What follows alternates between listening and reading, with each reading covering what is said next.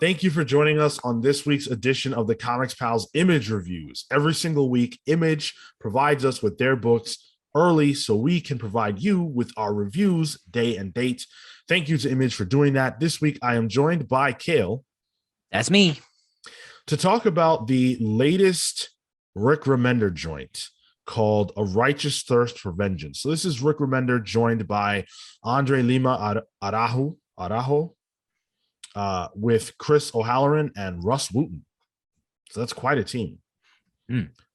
Uncredited, but clearly a part of the team in some form or fashion is none other than Benedict Wong, whose likeness is 100,000% the who they used for the main character in the story here. Hope they paid some likeness rights. I've got a theory about that. Before I get into it, though, I want to let you guys know how you can support the show. Make sure that you are following us on all the social platforms and leaving us a follow and a rating and a review wherever you're listening to us. If that's YouTube, youtube.com/thecomicspals. Make sure that you guys are subscribing for free, liking the video, sharing with your friends, all that jazz. You can hear there's insanity behind me. The ambulance is going by. They're searching for the killer in this book. I thought they were coming for you for invoking the name of Benedict Wong and not paying Disney the naming rights. Could be. And then, of course, make sure you guys listen to our main show, The Comics Files, which drops every single Monday. We're talking about the characters you love and all the places you can find them in the news of the industry. Speaking of Rick Remender, we did a book club on my favorite Rick Remender story, which is Low. Check that out whenever you get around to it. Support us by giving that a listen and all the other great stuff that we're doing here at the Comics Pals. So let's jump into this book. And I'm going to start with my theory. All right. So the first thing that's apparent in this book is that there's very little verbiage. Not a lot of dialogue. Sure. We don't know the name of the main character. We only know that it's Benedict Wong. And I think that using the likeness of a person that we know was smart because it allows us to connect a little bit, connect a little bit easier with them. But I also think there was an ulterior motive there. I feel like this is a pitch for a movie or TV show. That doesn't surprise. That part, I think, is a lot more likely. Benedict Wong plays the headmaster on Deadly Class. And Rick Remender, of course, created Deadly Class and was on set all the time. So my thought is that they liked each other. They enjoyed each other. Remender enjoyed what Benedict Wong brought to the table and wanted to work with them again. So Rick's way in to film and television is comics. He creates a comic and then it gets picked up. And I think that's what this is. So the lack of much dialogue, I think, fits the story to some degree, but I also think it's because they wanted to establish a mood and tone and really focus on Benedict Wong's presence, for lack of a better term, in the book to give whoever's going to option it a better understanding of the visual aspect of the story. Yeah. It feels like a complicated storyboard. Yeah. Yep. That's absolutely how I feel about it. Was it good?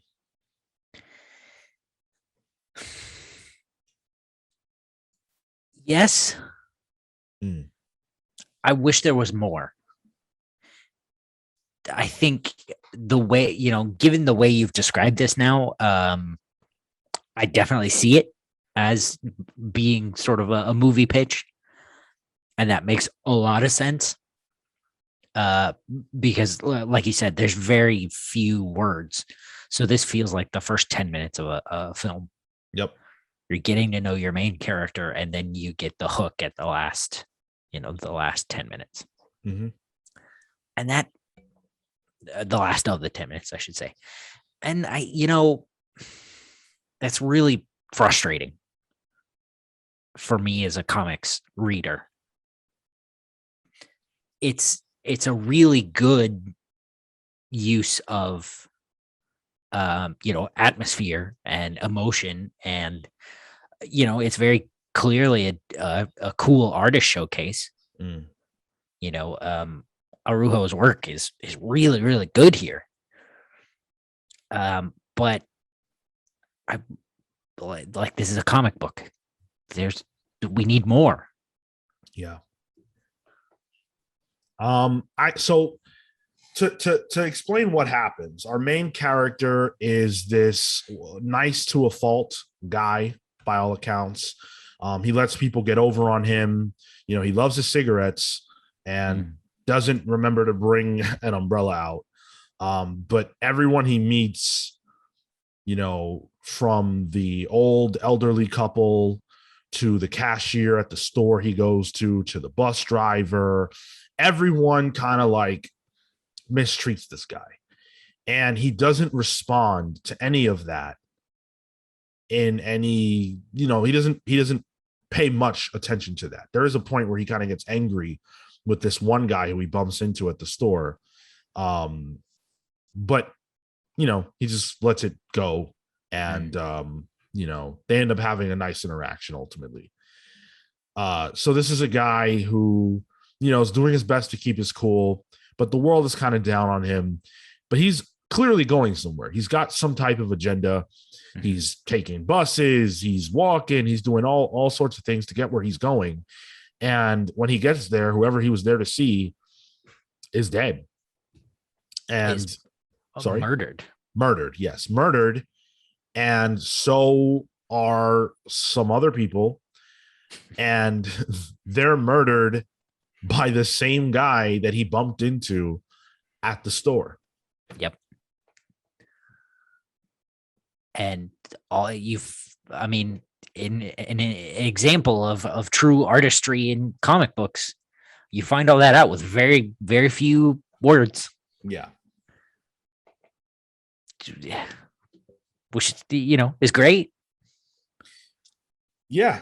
This reminded me a lot of Warren Ellis's run on Moon Knight, where most of the issues featured like little to no dialogue. And it was really, really about the art. And it was about the action, and it was about the pacing, and it was about the panels and stuff like that. This reminds me of that, except that there is no action. And I was a little bit thrown by the fact that a book called The Righteous Thirst for Vengeance features basically no violence. I really love Rick Remender. Obviously, I've stated that. I wasn't over the moon about this. I think it was cool. It's sort of interesting, but without any idea about who our main character is, who this person is that he was headed to see, what their relationship is. In the first issue, the one you need people to buy the most, by far, how am I supposed to feel like I need to come back? I don't really understand. The murder is supposed to be the hook, but I read a crime book before, and there's a lot better representations of crime than this, Yeah. And of course, the high coincidence that he runs into the murderer just before that, that the murder would go down. I guess the idea is that he missed the bus. Had he been on that bus, he either would have been murdered by the same guy, or he would have been able to stop it. But it's just a lot of nothing right now. Yeah. And even thematically speaking, it feels like Remender was trying to make a point about society, I guess, when they see a bird that's like no longer capable of flying on the side of the road, just dying, I guess, but not quite dead.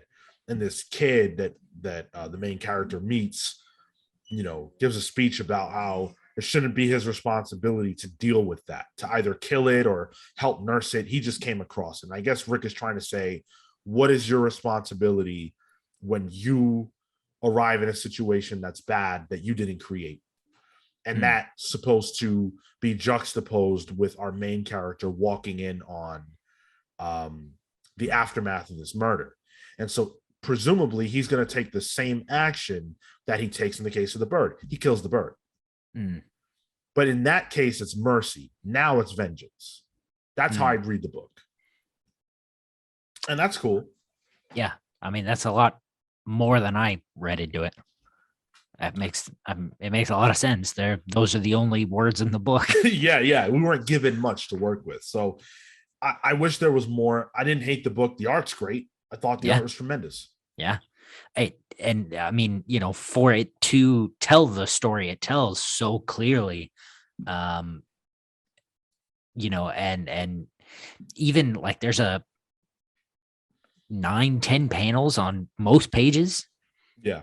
An average of 7, I guess, 7-8. And none of it doesn't feel crowded. It all feels like small moments, and it really, really works. And part of that is due to the lack of dialogue. It has to be. Yeah, there was more space for artistic expression. And that's cool. Like there's obviously a place for comics that don't have a lot of words in them. That doesn't mean that Rick slacked off, because obviously there's panel direction and things like that. But for me, this didn't do enough. I'm going to buy the next issue only because of the creative team, for no other reason. I liked it fine. I would not continue to buy this if it wasn't for Rick Remender's name, because I'm sure that at some point this is going to turn into something amazing, because that's what he does. Yeah. I honestly, though, I would be surprised if it starts in the next issue. Okay, go ahead. I just think, if this one was so atmospheric and quiet and, it's so moment to moment, I just what's the next issue going to be?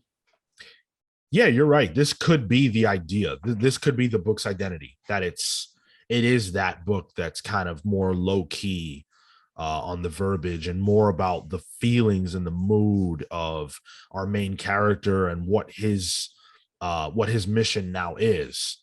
He has no one to bounce off of. Yeah. And he clearly doesn't have any narration.